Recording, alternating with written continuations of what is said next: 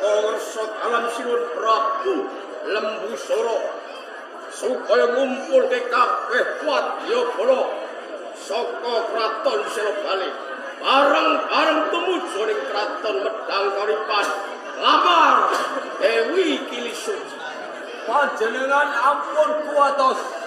Sedaya bangsa Kajiman sampun nengko dawuh panjenengan. Bagus. Boten namung niku, sedaya sanjata lan pedhawa sampun prasiagakaken.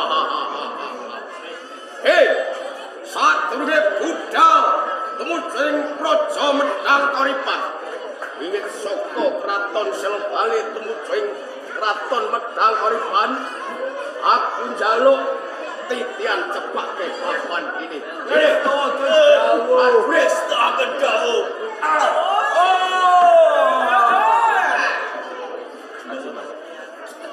Sakabeh perjendawa. Siaga makarya. Wis dia sanjata lumaksana magita-gita. Tatya!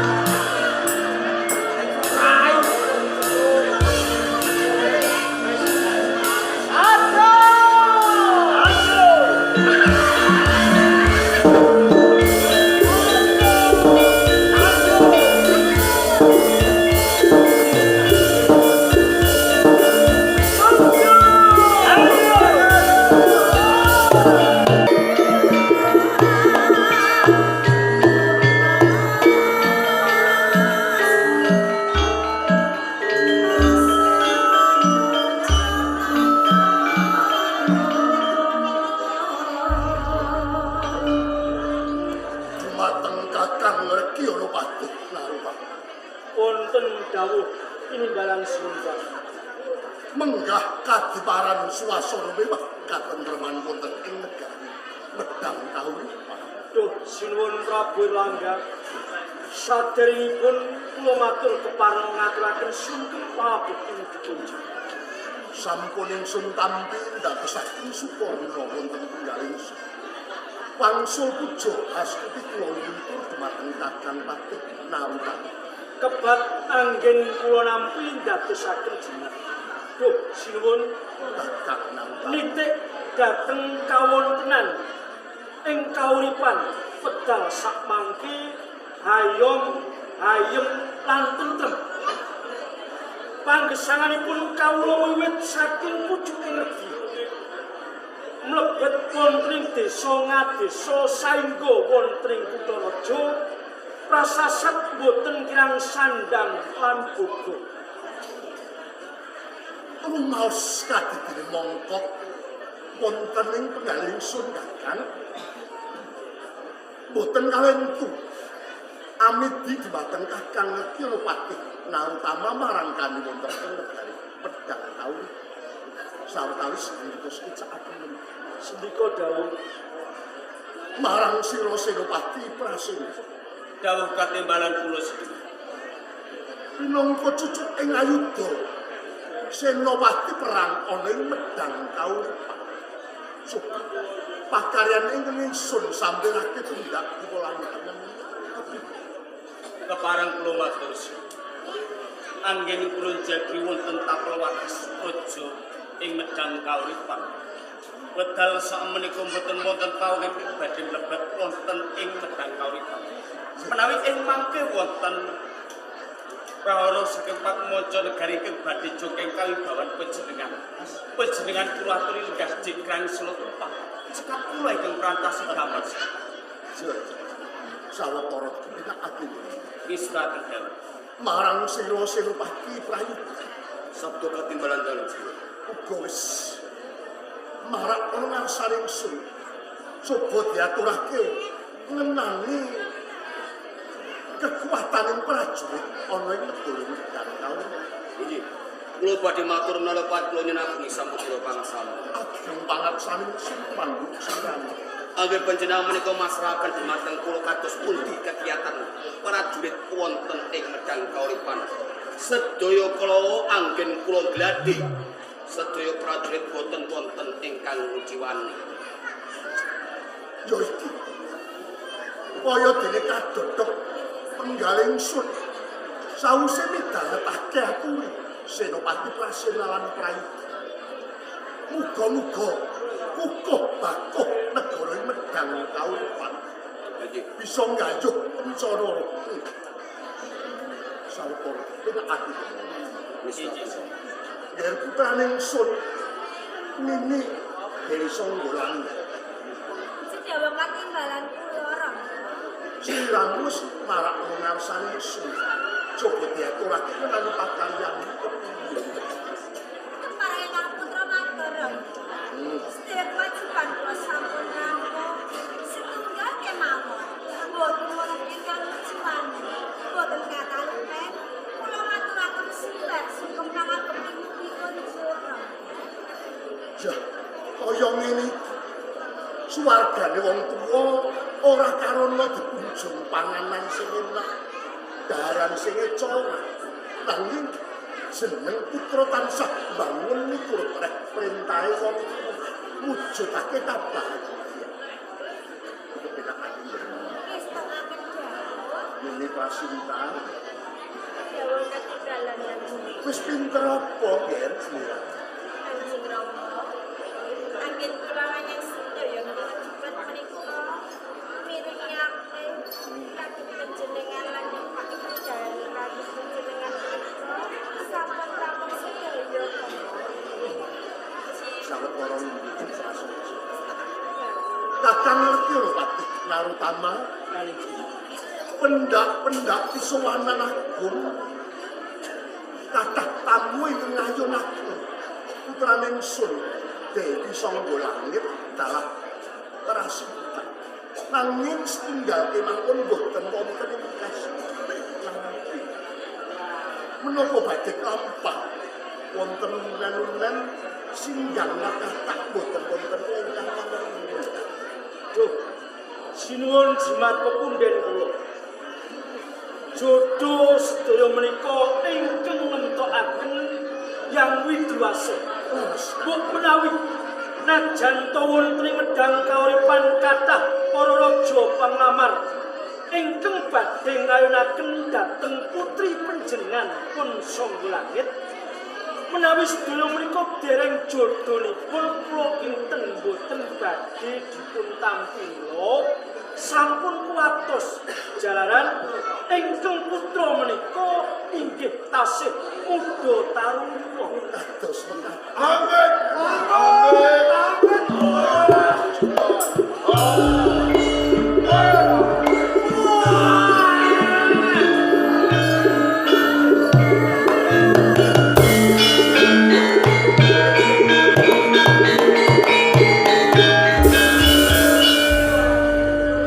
Kakang Patih Narutan. Kaki dene wonten praptanipun tamu ingkang boten ingsun tindang. Cobian kok padha. Sinten tamu kala lajeng ijin Sedikit jauh. Sedulur, nun ora jeneng aku tambuh. Nanging lagi sepisan iki. Aku ngerteni kelawan sira sakloron. Kabarawani munggah oleh pendopo kraton Medang kauripan tanpa titibakan. Sapa kang dadi asmamu lan sapa endi? Lan uga apa wigatine swanane pendopo Medang kauripan? Lembu Soro. Oh, Prabu Lembu Soro. Saka Kraton Silopale. Munggah ana Medang kauripan. Kepengin pinanggih sesembahan ana ing Medang kauripan. Oh, kaya ngono. Sawendo sawetara. Lah kang sawiji kae sapa? Maiso Suro. Sewa cacar. Sosro.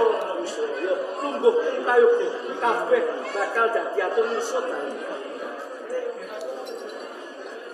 Sinuwun Prabu, Kakang Patih Narutan. tamu kekalih ingkang katemben swan minggah wonten ing pendhapi Kraton Medang kauripan menika kaparingan asma Lembu Soro Maesa Suro. Wigatosipun kepengin ambal wacana dhateng panjenengan dalu. Dados sawetawis punika Menika dawuh.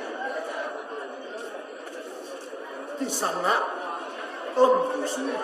Paring kau Ingsun pribadi Prabu Erlangga. Prabu Erlangga sembah angap bekti kula nur. Ya.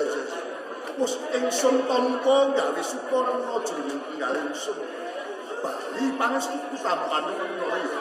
Awat anggen kula nampi dadosaken teguh kahuwanan kula. Samanten ugi kula sinuwun. Sungkem kula kinarya bekti sinuwun. Di sana Maesa Suro. Wis ndak tampa gawe lejal jroning tinggal ingsun. Bali pangestu ingsun. Sira tampan menawa Maesa Suro. Kakap uga anggen kula nampi dadosaken jejimat kula sinuwun.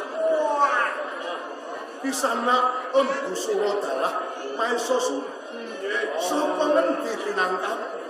Banjur ana kawigaten apa jeneng sira? Ora ingsun timbali wani niat saku. Para prajurit mlabuhe sipo lan pirang-pirane Kraton Medang kauripan. Lho kok kemawon. Kula nampi wangsiting Jawata. Kraton Silopale kukuh sakuh gencar-gencar menawi kula sampun anggadhahi garwa. Kamangka wanita kala wau mapanipun wonten ing Kraton Medang kauripan nuwun. Angkah pitajengan kula. Mikah wonten ing Kraton Medang kauripan. badhe nglamar putri Dika ingkang nami Putri Sangga Langit.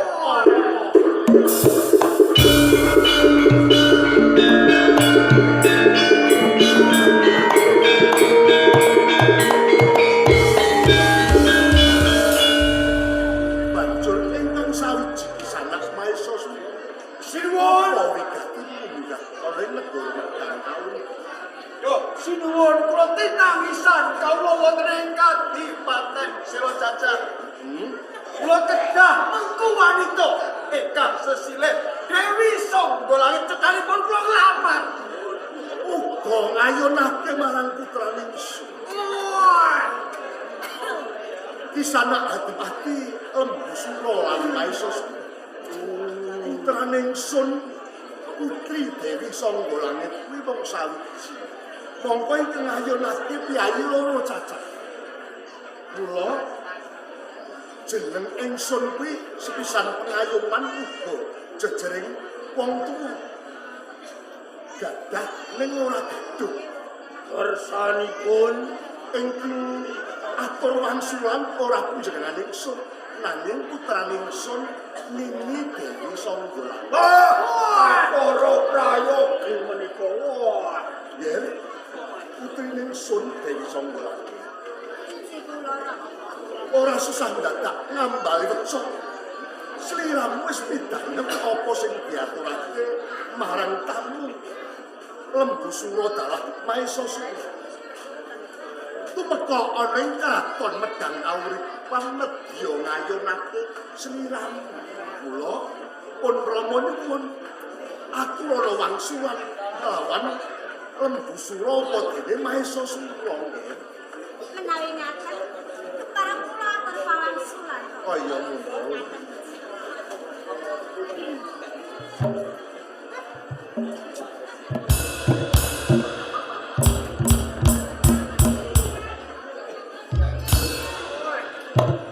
Putri Sangga Langit, Sinten asma panjenengan kala wau? Prabu Lembu Sura. Panjenengan Maesa Sura. Sembulayu tenan.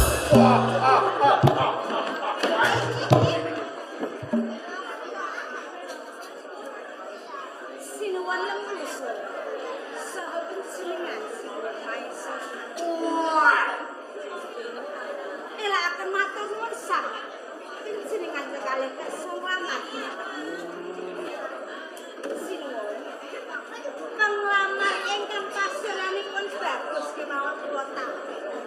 Menapa malih panjenengan kekalih ingkang kawujudan kados ngaten. Boten sudi kula dados garwa panjenengan.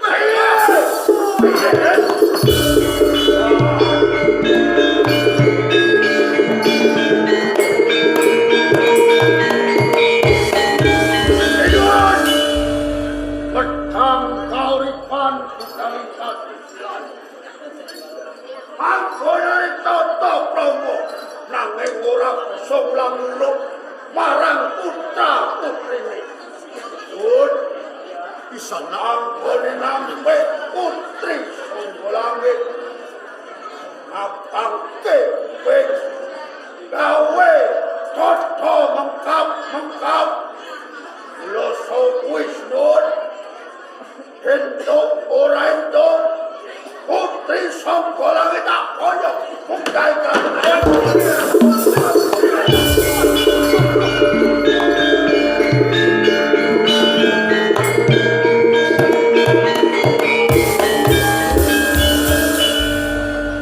lagi ana patih naruh. Kasinggihan kawula. Kanthi pratelan praptanipun tamu kala wau boten badhe nedya ngamal nanging nedya ngrisak wonten ing negari Medang Kauripan. Mangsa bareng akan terman wonten ing Medang Kauripan kula pasrahaken dhumateng Handika Kakang. Menayaten kepareng medal saking pasengan nyuwun tambahi pangestu. Sawetawis pisuwanan ingsun